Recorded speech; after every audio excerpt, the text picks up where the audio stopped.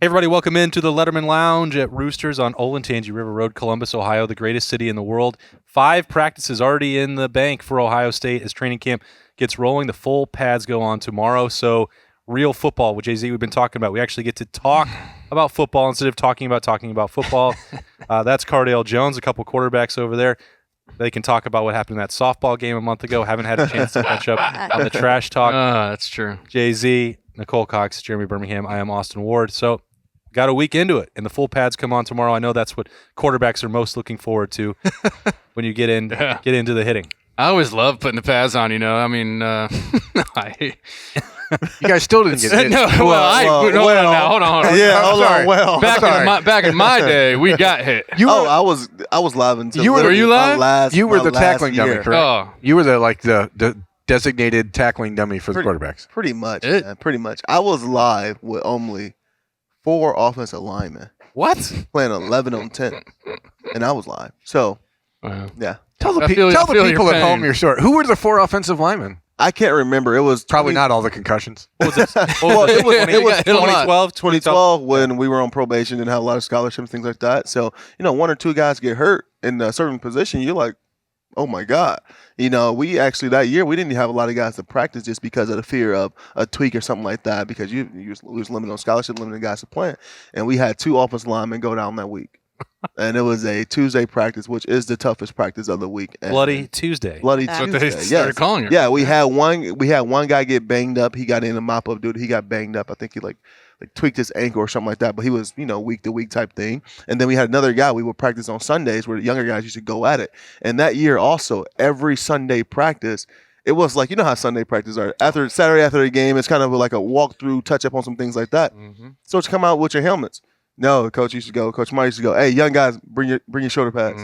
Bring your shoulder pads. Like bowl practice. Oh, for sure. Exactly. Mm-hmm. So we go out there with the team, and then when the team get done, the starters, they go in, hey, young guys, go put the shoulder pads on. So we in shoulder pads, helmet, shorts. And it would be full on 11 on 11. Go. And so many guys got hurt that year from blown ACLs, Achilles, and all type of stuff. We used to try to stay up, but we used to tackle, clearly, because, these guys. If you're going at it. Exactly. We just played, they just played the day before, and now, we want to get some action. And one of the linemen had got hurt in that period. So come around to Tuesday, it's time to go at it. It's only 4 guys healthy. Let's go. We got to go. He's bigger than most of the D-line that's coming at him anyway. He's big enough he doesn't need it's not good. Well, 2012, I was still a little string bean, so I was probably about 220 at the time. And string bean. That's about as big as I ever got. 220. Listen to him. Yeah, but it was tough times, though. Tough times. Yeah, we used to get hit. Tress didn't care. My first jersey scrimmage in the shoe, I think I slightly separated my left shoulder by getting tackled. I'll never forget. I'd get up, my helmet came off. I chucked my helmet at the bench. I'm like, what are we doing here? Tackling quarterbacks in practice? I never was around it in high school. I'm sure you weren't, but it was just insane. They liked doing that for some reason. But nowadays, you're in trouble if you come close to the quarterback, which is how it should be. It should, yes. And that's one of our favorite things to ask. Like, if you've got these unexperienced quarterbacks, which Ohio State does, the 3 of them that haven't ever thrown a pass in college, like, hey, would you like to see them live on Saturday for a scrimmage? And in their head, they're thinking, yeah, we would like to see it. And in their hearts, they're like, nah, not doing that. You know what? It got to a point, because we did that. We came to a point where, especially when Braxton went down our 2014 season, me and JT was so young. I was like, well, we got to see what these guys can do when live bullets. But in the defense, no. Like, okay, I'm not going to blast you. Like, I got a free shot at you, which a couple of guys took me out. Some guys I'm about to say a couple of guys took me out like that. But it's like, okay, well, I got a good shot at him. I'm just get after him a little bit, but not like I'm trying to really hurt my teammate. Yeah. So there's just so many little things. I mean, have you ever done the release right into a helmet? Fingers all of a sudden sideways. I mean, that kind of stuff happens, and it's tough. I think you like them to get those live reps, but you recruited them and offered them a scholarship based on them getting live reps. So they've done it before. Exactly. I mean, I know it's not the exact same. You got bigger guys, this and that and the other, but there's just no reason to have anybody touching or coming close to the quarterback, and I'll die on that hill. I hate it when I see that. So how do you get ready for getting – I mean, Michigan's not going to – That's fine. I'll take a hit. I'm not scared to get hit, but I don't need to get hit by my own guys when I'm trying to get in practice and I'm releasing a ball and I'm coming down on somebody's helmet or they're coming on my ankle. I had my junior year, I get to start the first game of that year. Yeah. I didn't get to practice the last week and a half, 2 weeks because my ankle got all rolled up on, and I was in a boot, Das Boot. It's a different world right now. I would have rather got those reps during practice to be ready to rock. The NCAA has pretty much prohibited any real contact during fall camp, and not just for quarterbacks, but for everybody. I mean, Ohio State, Ryan Day was talking about it on Monday that he's kind of frustrated with these rules, they're not allowed to wear hip pads right now, and he's like, "What's the point?" Tomorrow, or thigh pads. What's the point of? I mean, these guys are still out there in shoulder pads and helmets, and they're still getting hit in the leg. That's weird. That's weird. We had shells. I mean, we wore thigh pads. You always wore shells. You get in trouble if you had to. because now they're not allowed. Yeah, they're not allowed to do a lot of things. I mean, when I came in, we had. I think. So how do you prepare a football team for what's coming in 3 weeks if you can't do that? I think it's a double-edged story because clearly, from Ohio State's not allowed, well, everyone's not allowed. Mm-hmm. It's all about adjusting and making changes and being able to get these teams as close as possible to get ready to play a game by still applying by the rules. So they going through it and they can complain and cry about it, but guess what? Everyone else in the country is going through it as well. I think that was the point, Nicole, that Coach Day made on Monday. He doesn't usually come out. He didn't want to talk about the way that the practice rules changed, obviously, but he felt strongly enough about it. He's like, well, we didn't really have any say here, and I don't like it because they're still trying to take guys to the ground in practice right now, but they're just banging into the thigh. There's no pad there. Oh my God, deep thigh bruise. Yeah, so, contusion. It's one of the worst injuries. One of the worst injuries you can have in sports. But clearly, he doesn't like it. No, and I understand that because if you're going to be out there practicing, it's hard to just kind of. I'm trying to think of the word without cussing. Halfway doing it's controlled chaos. Yes. Controlled chaos. Yes, but Nicole, you can use whatever language you want. This is a fun, casual joint. I have to. I mean, obviously, I didn't play football, but I have to disagree with Justin a little bit on. I feel like mentally, it is good for a quarterback to feel getting hit, that pressure of he's coming for me, getting hit. And then once he feels that in practice, then maybe it's not as scary and anxiety ridden as during the game. Yeah. Is that true? You said what? You said you didn't play, you never played football? I didn't. Really? You have me shocked. Hey, I'll try it, guys. Shocked. I'll try it. Golly. No. It's like I said, it's hard to really have conversations. Like I don't even talk football with my buddies and guys. Because I get so in detail. I talk football with Justin because he understands the quarterback position. Mm-hmm. I agree with that. That's what it is. So it's hard to really say why we don't think quarterbacks should get hit in practice. Because we're so important. Exactly. Cardale. I mean, that's what it comes down to. But Nicole or the average fan or the average Joe who's watching ball or listening to this might be like, no, everyone else is getting hit. Yeah. Hit them. Well, that's but you don't understand the awkward positions every time that quarterback is in. Every time he potentially about to take a hit. From being off balance, just seeing the ones that you don't see and getting rolled up on, things like that. So the quarterback is usually in the most awkward positions every time you get hit. Oh, absolutely. So, I agree with that. Does it help mentally, though, and from anxiety standpoint of getting just the practice of it, of being hit in practice? I don't think so. Okay, so one thing you can't do. So with basketball or other sports, we can go, if we were basketball players, we can legit go to the court and work on something and get better, right? Mm-hmm. In football, especially a quarterback, is a little bit different. I mean, yeah, you can go get your guys and throw routes on air and things like that, but it's no substitution for one thing in sports, and that's getting hit and getting back up. Mm-hmm. That's the part that you can't substitute, and that's why I believe you saw so many injuries earlier in the NFL season with no preseason, no offseason, things like that. I got a lot of soft tissue injuries. I can train as much as I want to all year round, but there's no simulation for game speed and getting hit and getting off that ground. Oh, I can totally agree with that. Yeah. And I think the other part, if you're Ryan Day and evaluating, which he was never thinking about it, of having them live in a scrimmage on Wednesday or Saturday, but if these three guys are that inexperienced, well, take one of them away, then what are you dealing with heading into September 2nd? 2 inexperienced quarterbacks instead of 3, so you can understand why. And I'll tell you, Justin Fields was never touched in the last 2 years that he was here during practice, right? No, yeah. I don't think anybody was saying, hey, we need to start hitting this guy in practice to make sure that he's going to be okay come game day. Right. They just knew he's the leader of most quarterbacks. Yeah. We grew up being leaders. We grew up being the tough guy. You get hit, those guys are getting hit every single play. Exactly. So you don't show, hey, oh, my bad, get out, hey, don't worry about it, slap him on the helmet, you get on to the next play. You always have that mentality as a quarterback. So it doesn't matter if you're getting hit in practice, you're jumping right back up anyways. Now, you might yell at the guy or at the defensive coach or something in practice. But in a game, you're right back up because you don't want anybody on your team or on their team to know to even question we got to him, he's feeling it, or he's hurt, something like that. So. And we had this conversation last year on the show when we were talking about the Clemson game and the games before that when Justin got banged up. And you guys asked me, "Are you impressed with how tough he is?" I'm like, "Whoa." I didn't know that was an option to be tough at quarterback. Yeah, exactly. I'm like, whoa. It's either you hurt, you're injured, or you not. Yeah. I can play hurt. You injured, you not. You're going to play or not. I don't believe in the Paul Pierce. Yeah. I got to get carted off. What? Then I come back. Carried off? Yeah, then I got to throw a touchdown pass or make a great play. Oh, no, that's part of your job. Yeah. You have Shake it off. When you're ready to go back in, you go back in. Let's go. Do your job. Yeah, let's go. All right, we can talk more about those quarterbacks later on in the show. We got a lot more to cover as training camp rolls along. There's only 5 days. It's a small sample size, Nicole, but if we're going with our weekly Roosters Buckeye leave situation here, what have we seen, heard, read, anything through 1 week that comes as a surprise about the Buckeyes? Where do we start? After getting the scoop from you Oh, with our little me. chit-chat, yes. No, I was surprised to hear Miyan Williams getting the first carries. Somebody likes it over here. I called it here last week, Cardale. For the running back position, just because Master Teague is such a leader on and off the field, but Miyan really has the chance now to be the starter. So I just found that a little surprising, but at the same time, he still has a long way to go with pads being full pads starting tomorrow. I mean, he still has to fully prove himself.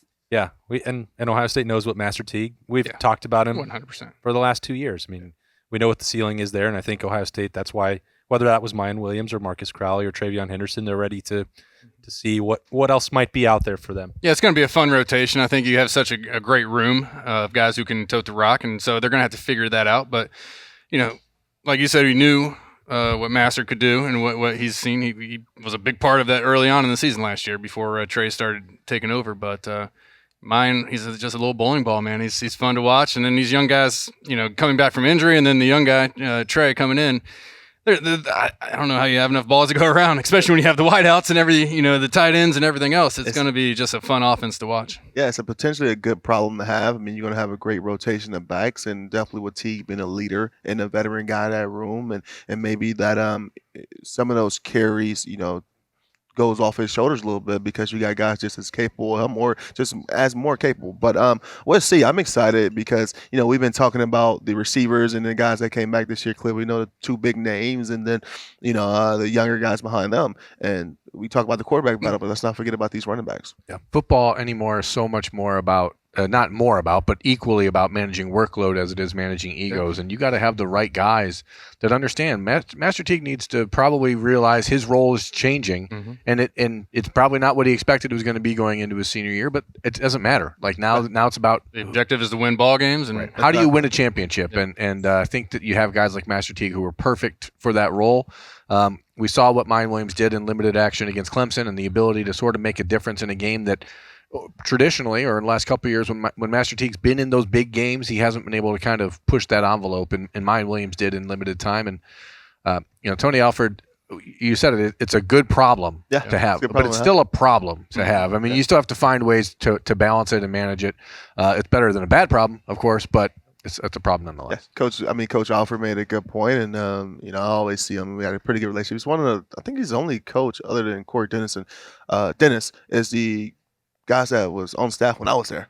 So I still talk to Coach Alford a lot, and I joke with him about the running backs and stuff like that. And I always say, hey, he had the opportunity to coach Zeke last year. I say, you seen anyone, come back that can, touch the performance of Zeke or his ability? And some of those names, I'm not going to say it on here, they came up, and he said, good thing to have. You always want to have a pair and a spare. So a running back, so two and then one. So that's more than capable, and he got that in that room. Berman and I will name the guy that Cardale won't. It's Travion Henderson. I said it last week. The difference between Travion Henderson and everyone else is easy to see on film. And running back is one of those positions where you can just cut on the film and see something different. It's not a position that is hard to learn. It's not a position that requires a bunch of football knowledge. It's a simple, instinctive thing that is not simple. And you either have it or you don't. And Trey Henderson has it. And that's why when I talked last week about the last two national championship runs, they were fueled by Maurice Clarett and Ezekiel Elliott. And you're talking about next level running backs. Yeah. And I often feel bad for the younger generation that didn't know what Maurice Clarett was when he was coming out. Best running back I've been a part of. That guy was so much different than anybody else on that roster. And that's what Trey Henderson has the capability of doing. So now, again, it's about balancing egos, managing expectations, and making sure that everyone gets their touches. Nicole, I think these guys, all three of them, are just agreeing that you took the only. She took a good one. Like they didn't want to talk about anything else. I wanted to talk Sorry, about guys. something else. Yeah. Thank you. Nicole's feeling good enough about it already. What's the deal with our defensive line now? Yeah. Because we have a guy, basically a couple days into camp, right? Mm-hmm. Done for the season is what it's sounding like, right? Tyler Friday. Yeah, I think. You have any updates? Do you know anything? This was not a out of left field situation for Ohio State. Tyler Friday had been dealing with some nagging injuries and some throughout last season. I was actually surprised that he played in the national title game. There was a lingering issue that was going on late last year and limited throughout spring ball. So they knew this possibility was coming. What does it mean? I mean, a senior, your freshmen have to step up a lot quicker, right? A senior who if he had been fully healthy, I really thought Tyler Friday could be a key contributor, really key. It just never happened for him. It's unfortunate. He had all that ability. Thought he could. Berman and I have talked about this a lot, and Spencer as well. He could kick down to 3-tech and do some of the Adolphus Washington or Draymond Jones stuff. That's not going to happen. So what happens? Hey, Jack Sawyer, come on, buddy. Yeah. JT Tuimoloau, pick it up real quick. It's 5 practices. He gets those full pads on. It's early for him. We'll see how that happens. But Javonte Jean-Baptiste, I'm telling you, Jay-Z, the guy, they took on a project with him, and he literally ate it. He said, 270 pounds, whatever he's put on, 60. And since he was a 3-star outside linebacker who Larry Johnson said, I think I can make that guy a defensive end. And he looks absolutely like one right now. Okay, so that might be a surprise. Fill that spot for now until these younger guys are able to kind of get their feet wet and really have an understanding what that defense wants to do. Or you just got to hope Tyreek Smith stays healthy because there's that. What Tyreek Smith did against Clemson last year was as good a single-game defensive end performance as I've seen since Joey Bosa in 2015 at Illinois. Chase Young is on the line. He wants you to remember the Wisconsin game. I was thinking back, he went to Joey. He just skipped over Nick and Chase. Hey Chase, he went to 2015. That was 4 sacks. He had a couple. He had a couple. Good no, games. I got Berm over here. I'm telling him right now. Yeah, please, somebody tell Chase to call me back later.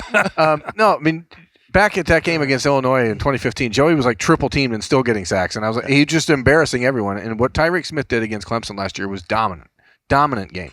So if he can be that guy, it changes the entire premise of the defensive line because it opens up for Zach Harrison to really do something. And talking about a guy that this is sort of on him to really be the difference maker. The Buckeyes secondary and linebackers are all brand new, and they're going to need that defensive line to get home. This can't be a year where they get close and force, bombs down the sideline that get caught over cornerbacks. They got to hit home, and they got to get the quarterback. Now, do you think a lot of the talk coming out has, a lot of it has been very complimentary of Harrison? He really took that leadership role this offseason, but do you think there's any bit of that here the coaches are just saying we need him to become that guy, so they're almost speaking it into existence? In a way, putting that pressure on, like a little bit more pressure. Oh, hey, he's been really good in the weight room. He's been doing this. Just trying to light that fire, saying we do need that one guy who can put that pressure on. I think that's a realistic tactic that people probably could take. I don't think that's the case with Zach Harrison in this. I've known Zach since his junior year of high school. The difference in his personality now, the way that the confidence that he has, the way that he approaches people, the way that he speaks to people is totally different and much more like focused and business-like. Okay. This is a kid that understands that there's an expectation that he came in with, and you sort of get to float by these last 2 years because of you had other guys who were kind of right. You were playing opposite, behind Chase. You were playing last year with all the COVID stuff. It's easy to sort of float. That spotlight is squarely on Zach Harrison. Okay. You guys get to talk to those guys a lot more, and I was thinking about that as I was kind of reading through things today.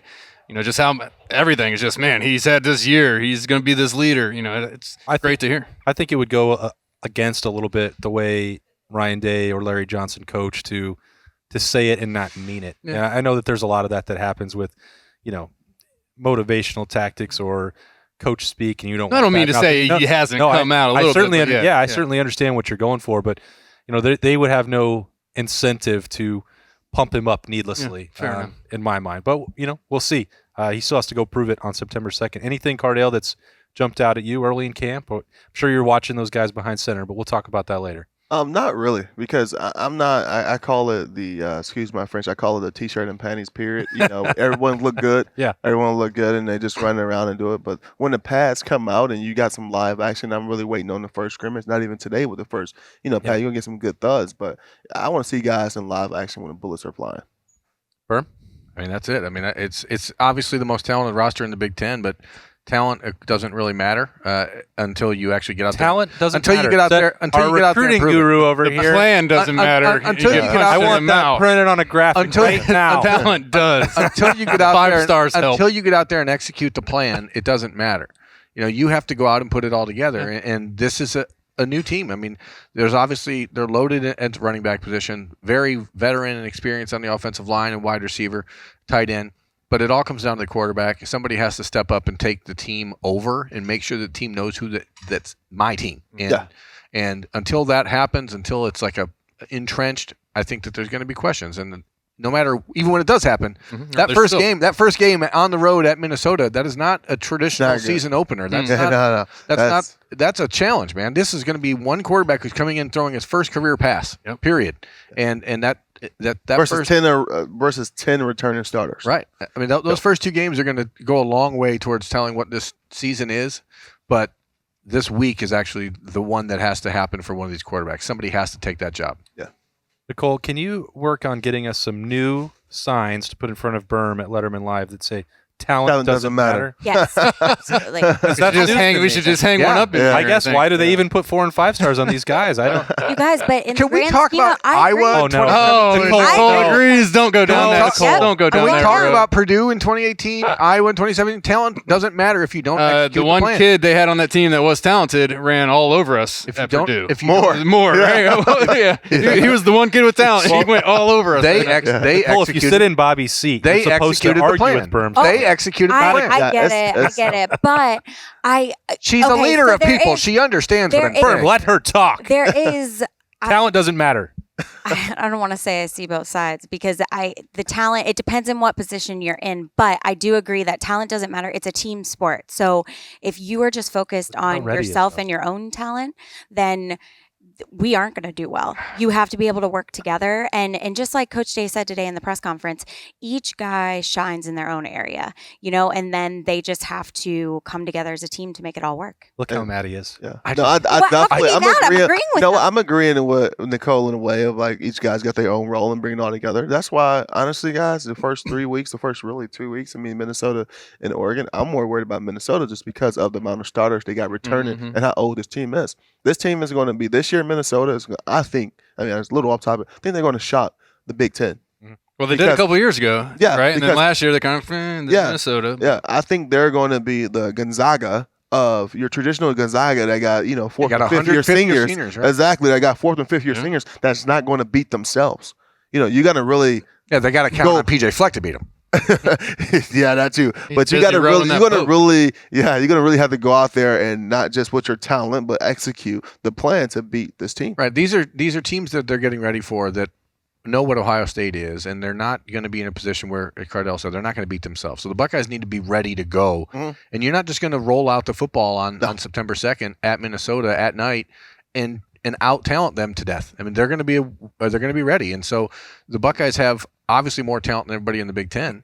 But Brian Day talked about it on Monday. He said, we've had those slip-ups. We've had those games where you just weren't ready. Yeah. And if you don't have your guys ready to go, you can lose. And I think that's why the quarterback's the most important position in sports, and that's why, to me, that's the one thing that needs to be shored up. That's why you don't hit them in practice, Nicole. Well, and guys, back to that point, I think I was referring more to the younger players that haven't been out there 100%, because when you brought up Justin Fields, I was like, oh my gosh, no. Because, you're taking a risk that, anything could happen. I got nervous when I heard they went and played paintball. I was like, someone could get hurt. That's the mom and you coming out. Yeah. Cardale, do you have any paintball stories or not? No, I wasn't not sure. for the camera. but just because I feel like they're going to be nervous if they don't know what that feels like to be hit out there during a game. But you're right. You can't really practice it. I agree with you, but a lot of that Thursday night game is going to be yes, handoff right. hand off left, let these horses in the back play action, and we're going up over top. I agree, but traditionally, speaking over the last, I don't know. Actually, I don't even remember when last time Ohio State played Minnesota other than when I was in school. And 2014, that was the last time they were there at Minnesota. Yeah, 2014. Wasn't it? Exactly. Probably the coldest game I've ever been. Probably the only game I ever prayed not to get into. Actually, worst. Yeah, just let JT handle that one. Exactly. Yeah, you got a JT, but not too much. Though. Not too much. The slowest 90-yard run in the history. Oh my God, that's Jesus! Right. And then on top of that, but traditionally speaking, on the times we played Minnesota and we had extremely talented teams and executing plans, it was a one-score game both times. Both times. 2014 and 2015, the last game I played in college was Minnesota at home, still one-score game. So, good program, good team. Well, I think it's important too. That's a prime example. Sorry, Nicole. No, you're fine. That's a prime example of a team that wasn't thinking about football. You're against Minnesota that week. Like, you guys had all this other stuff swirling, right? I mean, come on. You know what I'm talking about. You know what I'm talking about. I don't think that's a conversation for today. You know what I'm talking about. But it's the point. It's the point, though. Like, it's the point. You guys. I wish I knew what we were talking about. Off air, I'll get it. If you're not focused on the main thing can get sort of forgotten. Well, just trying so hard. Thursday night at Minnesota. Thursday night will be the first thing on their mind. Exactly. How good was Chase Young, though? Apparently, you forgot. Not as good as Nick, right? Or not as good as Joey. We forgot about Nick in the middle there too. This has been an interesting first half of those the show. Those bosses were good. They were. Who was your favorite poster? I got to say, Joey, I played with him, and, everyone always saying Nick is better and stuff like that, but I got to go with different. Joey. How can anyone say one's better? It's just different. They're different players. They're both freaks. They're both freaks, yeah. No doubt. Nicole, right there where 12 is sitting on Sunday. They're both 12. They both wear 12. He's the more popular 12. I've never known my JT by that. My picture is not up in Roosters, though. So. Hey, it will be, Cardale. Hey, don't you worry. Right there, Thermont. There's a spot right there. They're going to take me down and put you up. We'd never do that. I could never do that. I would never. Jay-Z won't be allowed to be on the show for another year and a half. Yeah. Media's not allowed to talk to him I'm anymore. not allowed to do any more media. Are we ready? I was born ready. Right there, where Cardale Jones is sitting. Yes. Thayer Munford was there 24 hours ago celebrating He was. in the Letterman Lounge his graduation. How cool is that for Roosters? A huge thank you to him. It was just so sweet for him to just celebrate that here. Such a big accomplishment, and I know that he promised his family he would get his degree, and it's awesome. I'm so happy for all the guys that graduated. No better place than right here. That's right. They probably is Coach Moore down here from old Massillon. I'm sure he was. Everybody was down here. The fam was here. Yeah, that's great. A really cool accomplishment for a guy that was ruled out a long time ago. Is not ever going to make it to Ohio State. Not going to get a college degree.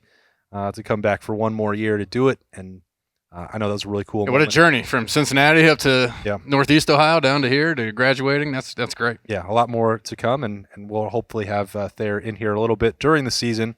He just wants to hang out in the Letterman Lounge, and I can't blame him. So that's coming. Anything else, Nicole, that's going on at Roosters this Appetizer month? Tuesday. What? Fried mushrooms. Fried mushrooms. Jay-Z's favorite. Mom, they're coming home.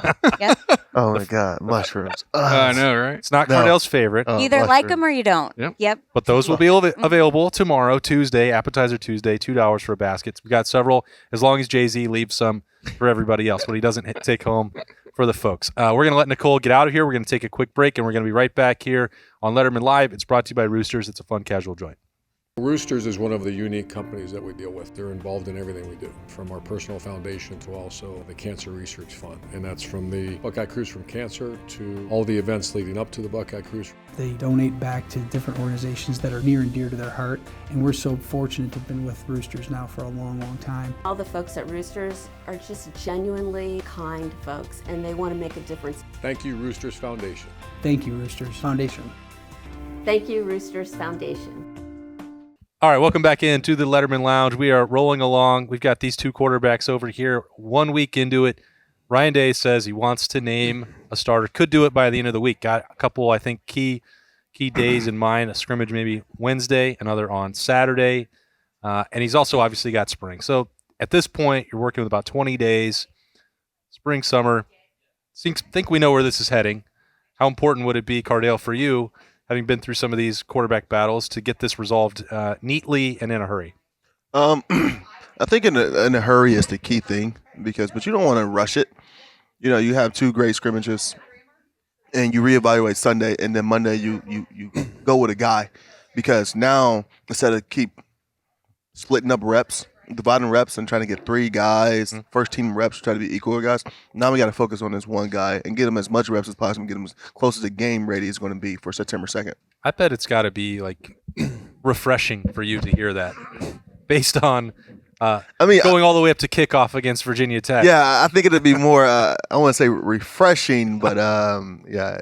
It's refreshing for one person. Yeah, that's who it's refreshing for. Yeah, whoever get that name and get that nod. Yeah. That sounds fair. Yeah, because I mean, I didn't go all the way up to game time like Cardale had to, but no, not just game time, kickoff. Well, kickoff. Yeah, so even worse. Well, actually, no, not just kickoff. The offense was waiting everybody's on the thing. Well, I've done that before. That was just in the second game of the year that I did a bunch of that. Just walking up to the huddle, who's in?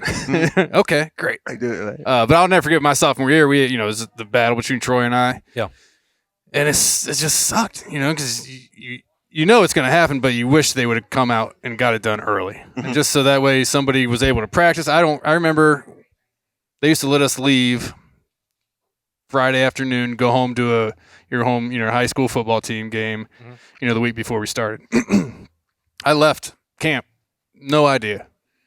I get to the game, and all of a sudden, over the loudspeaker at the game, they announced I was there or something, and that I was named starting quarterback. So I'm in Massillon at a high school game when I find out that I was named, the starter going into the season. Well, Tress just wanted you to have a special I'm sure that's what he wanted. Yeah, no doubt. But so we had to wait, all 3 weeks of camp or whatever it was at the time. But what I've much rather went through a couple, scrimmages. And then, boom, you have a week and a half before the season starts where you are the guy. You're getting all the reps. You're not looking over your shoulder. You're not, because as much as you say you don't do that stuff, you do. Exactly. You're watching film and you're trying to make this play or that play. And, so knowing you're the guy and just having everybody else know it as well helps with your confidence. It helps with your all-around game as a quarterback. Oh my God, it's crazy. And in ways I kind of forgot that you and Troy went through that. And it was a long time ago. So yes, I can understand why you would forget. I can't believe I remember it. Yeah, no, it's crazy. But and that's where the turn from me and one of our coaches' relationship took a turn for the worse, because I expressed that. Like, come on, man. Like, before the season, you told me, because you didn't think I'd be in this position, that we're going to name a starter. And we're going to go with that guy because we want him to feel comfortable that we're going to win or lose with this guy. Then we get into this point where you probably didn't expect it still to be a tight battle. And now you say you didn't want a quarterback battle, but you got that all through these first 5-6 games, and both of us looking like dog crap. Yeah. Because I go 3 and out, he's warming up. Yeah. He go 3 and out. You got me warming up. So he's jogging off the field, and I'm getting ready to warm up, talking to the head duck with my helmet on. He's well, I'm just like, what do I do now? It messes with you. And exactly. And when I expressed that to a coach, I'm like, I don't have the confidence of not just, I got my confidence, but I don't have the confidence of my staff. Yeah. Neither of you guys, we could tell. You lived through it. Neither of you two were playing to your potential, and you had to sit there and go wonder, like, why? Yeah. Like, and I guess the way that Ryan Day is talking about this and handling it is he's been a lot more open, especially as someone who covered 2015 and didn't participate in it, or we didn't know what was going on or how the reps and the rotation or any of that was playing out. Really, that was one of the most closed training camps that Ohio State had in a long time, with all the interest around that team. But we're still not seeing every rep that Ohio State takes in practice. But Ryan Day is saying, I would like a first-time starter to get 2 or 3 weeks or as many reps as possible, working with the offense and then building from there. Because the other part of this is you and JT were not the same quarterback, and that's true for Jack Miller, Kyle McCord, and CJ Exactly. Stroud. It can be, these 3 guys can be, they all are capable enough. They're not interchangeable, though. No. Exactly. The offense runs different. It will be the offense will be different. And the same with, when me and JT was in at times, I'm like, it'll be different. And I remember when I finally got benched, after the Penn State game, and he told me, hey, we're going to go with JT as a starter. And I said, this is the most relief and confident I've been all season. Now I know my role. Good. I think it's so fascinating because the difference is you and JT, were in similar parts of your career. You and Troy came in the same class. This is 3 freshman quarterbacks. Yeah. It's not like Justin Fields there was nobody in his stratosphere, right? I mean, it didn't matter. Justin Fields could have thrown 6 interceptions against Indiana last year. They weren't going to pull him. He was still going to be the starter of the next game. This is a totally different thing, and that's why I think it's so important for Ryan Day to get that this week, because if the starter comes out and struggles against Minnesota or Oregon, the idea from Buckeyes fans, the people in the stands are going to be like, okay, time to see what the next guy can do. And that is it's a real potential pitfall for this. Well, the backup is always, the favorite, quarterback in town, just because fans like to do that. You know, in your case, I know that guy is. Fair enough. Wow, fair enough. What is this pile on? No, you know what? You're right. You're actually right. So I'm taking mine out of it. Cardale was probably more popular. I just feel terrible for what. But I think it's great that Ryan's coming out and just saying, this is what we want to do. This is this is where we're going to go. And there's not any of this, you're on the field on the first game. You see your buddy warming up, like, whoa, am I coming out here? Because he's naming a starter now, and he's going to say this is going to be our guy, unless it just drastically goes bad and he's dropping dropping snaps every time he tries to take one or this or that. He's going to play that first game. We went into games not knowing. I was going to get maybe 2 series, and then I'm going to be out for maybe until the second half. So it's better that he's laying this out there now, saying this is what we want to do. We want to see these scrimmages. We want to make a starter. He's going to have the full confidence of the team, of the coaching staff for another week or 2 of camp going into that first game. Yeah, and I think also, man, Ohio State have an unbelievable team when it comes to protecting their quarterbacks.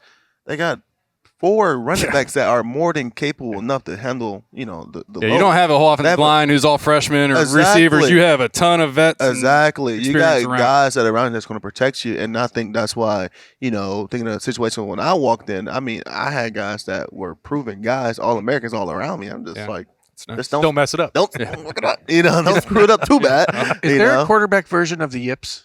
When you're the twisties. I know, I'm kidding.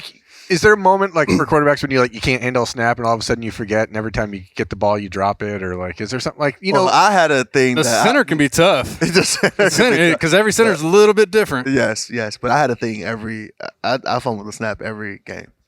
Every game I fumble the snap. Shotgun, just snap. Boom! Whoa! Where'd that go? Who said and go? The quarterback's supposed to have the best hands. yeah. Or think about trying to throw the ball in that championship game and it just lands on the ground. I'm like, okay, we gotta get that. So that game was kind of crazy.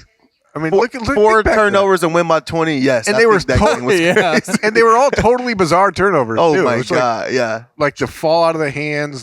Drop the pass. Oh, the guy just take it out his hand. Well, I dropped it. I'm about to run 2 steps, and the guy ended up with it, or the handoff, or you had a couple games that were just wild. I mean, everything in the Wisconsin, every game everything went for us. Exactly, It's like 59-0. That's crazy. That's funny. The ball bounces weird ways sometimes, right? Yeah.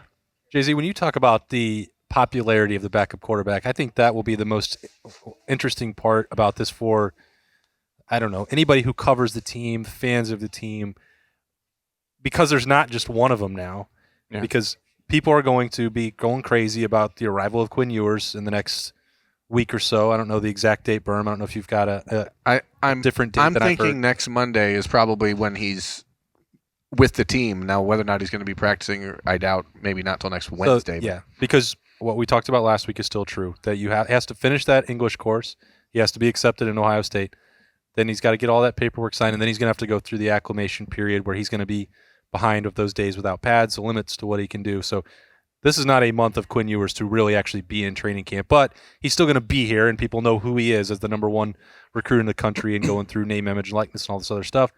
CJ Stroud is most likely going to win this job, but people know what Kyle McCord can do, and Jack Miller's been around. So everyone's going to have one of those 3 that are, we got to see this. I wonder how people, even the quarterbacks themselves, will handle it if there is a moment against Minnesota or Oregon where CJ Stroud doesn't look like the number 1 pick in the draft. Yeah, I mean, that can be tough. I think the fact that Coach Day is going to come out and make that decision, if that is what the decision is, early, puts a lot of people at ease. It's different than if we got up to the game and he's like, oh, gosh, I don't know. These guys are all so close. And then, all right, we're going to go with CJ. Then if he has a bad few series, people might be like, hey, it was a tough call. Maybe we should let someone, but if he's calling it, 2 weeks before camp's out, that means that, at least to the fans, hey, Ryan Day is seeing something in this kid to go and say he's our starter. Now, that doesn't mean the other two aren't good, but he's done something to set himself apart from those other guys. And so I think by naming him early, it gives the fan base a little more like we got our guy. And that's who our coach wants, and that's who it's going to be. Agree. And then I think where you create the divide of fans and the players and the team, and when you keep coming out and keep saying it's close, but he won it. Mm-hmm. Then, like you said, which gives him hope that maybe the other guys may be better. Exactly. You're gonna 2 or 3 drives and he's not looking as good in 2 or 3 drives, and versus with being a quarterback of Ohio State, y'all ain't got 21 points, something wrong, right? Yeah. So you're gonna put the pressure on yourself. Because now they're like, well, it was so close. Well, let's see this other guy. You got to be doing better. You just name a starter. That's our starter. That's who we going with. I think that's why these next couple of weeks are going to be really interesting. And again, I know I always end up being on like Team McCord here. That's not the intention. But I think when Quinn Ewers arrives, and if C.J. Stroud is named a starter at the end of this week, which I think a lot of people think will be possible, I think it really actually helps Kyle McCord over these next few weeks, because he can just go about his business and operate in complete silence, keep working towards being the backup quarterback. Exactly. And have no attention on him other than from the coaches themselves and doing what he does. And as a true freshman, who's obviously pushing right now to be in that conversation as a starter, I think it actually is a benefit to him, because there will be so much focus on Quinn Ewers that he can just go about his business. Yeah, and now you know your role. Now you can, and you're going to be practicing with the same unit, which is huge. We just talked about centers being different. I mean, you're going to be with the same, more than likely. I mean, if he's in that second, third group, you're going to have the same guys. You're going to be throwing to the same receivers. You're not going to be going back and forth trying to get in with these all these All-American offensive linemen, and it's a different feel when you know your guys. You have your group, and you can talk to them, and you can talk about what they need to get better at, and it will definitely help him just kind of sit back, do his own thing, and kind of watch and learn from CJ as well, but continue to get better. I'm going to throw out a wild theory for Berm about all this Quinn Ewers. He's extremely talented. Yes, but his talent doesn't matter as it relates to the 2021 Ohio State. No, it doesn't. Correct. Because his talent this season does not matter. He simply doesn't have the time. And you two both know this. Like, he's going to show up on Monday, let's say, if that's the day. He's going to have to learn where to go to practice before he even knows what a formation is or what the routes are, or how to read a defensive. Can someone pick me up? There are so many things that he has to learn. And he can't do it in 2 weeks, especially if that's the same day that Ryan Day's. And also, here it is. He will not be able to change his body that fast. Right. Don't get me wrong. He's a good-looking dude. Clearly got all the talent in the world. One day he'll be a great player here. But I don't think it's happening no time this season. It's the point I've made over and over. Physically, he is not ready. One hit. Yes, one hit would be.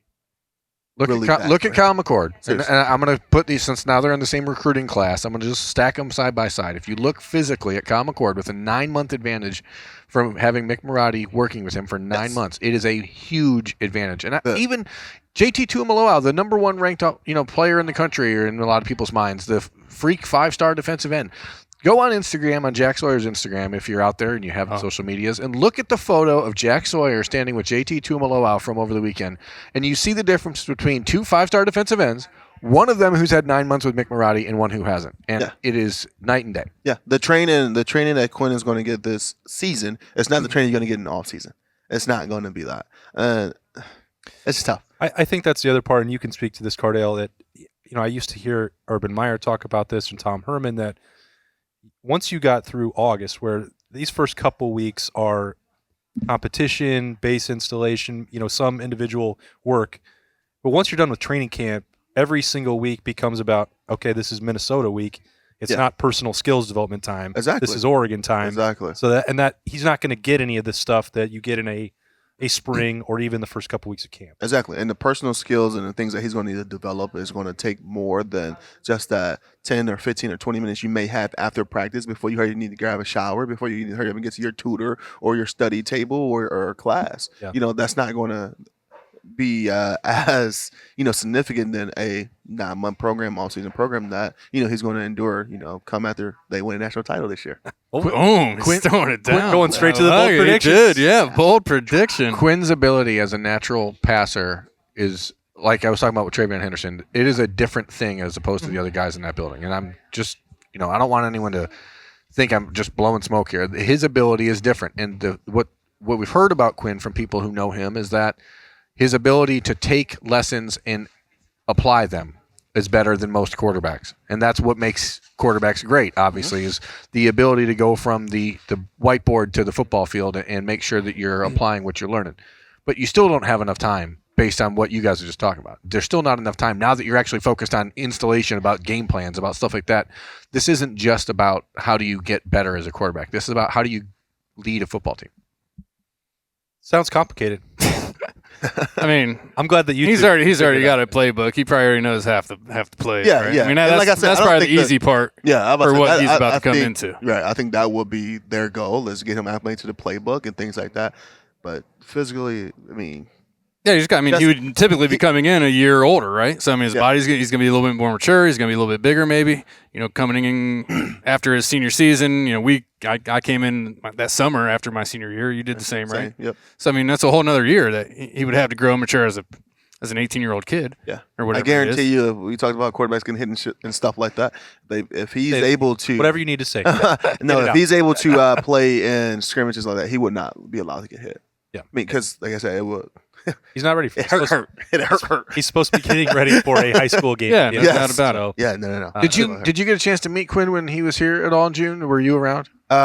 Through a FaceTime call. Yeah. I caught him through a FaceTime call with 5 minutes or something. He didn't pick my FaceTime call up. Well, they FaceTimed me because he was out with players that I knew. This is Quinn. Look at him. I mean, the guys are excited about him. I tell you that right now. They're excited about him. And C.J. Stroud was also name dropping Cardale Jones last week about some advice on name, image, and likeness. My boy was dropping name. Oh, really? He's airing it out there. You're the guy to go to if you need some info. The guy with 1 million Twitter followers. Oh man! You gotta stay tuned because I'm in the works of doing something. I'm gonna start calling you. Oh man! Come on, works. All right, well, bring CJ with you out here to Roosters for Letterman Live there it is. in the coming weeks. That quarterback fraternity. We know how deep that is, that brotherhood there for the Buckeyes. Great to have these two with us, as always, out here, Cardale Jones and Justin Zwick. Appreciate Nicole Cox for having us back in the Letterman Lounge for Letterman Live. I'm getting thrown us off the rails myself. That's Berm. Just don't let Berm steal the signs. His talent Make sure we hide him right after the show. Yeah. No. Well, if you don't have talent, then it definitely doesn't matter. I am just Austin Ward. We will see you again next week for Letterman Live. It's brought to you by Roosters. It's a fun, casual joint. Come check them out tomorrow. Appetizer Tuesday, fried mushrooms. We will see you then.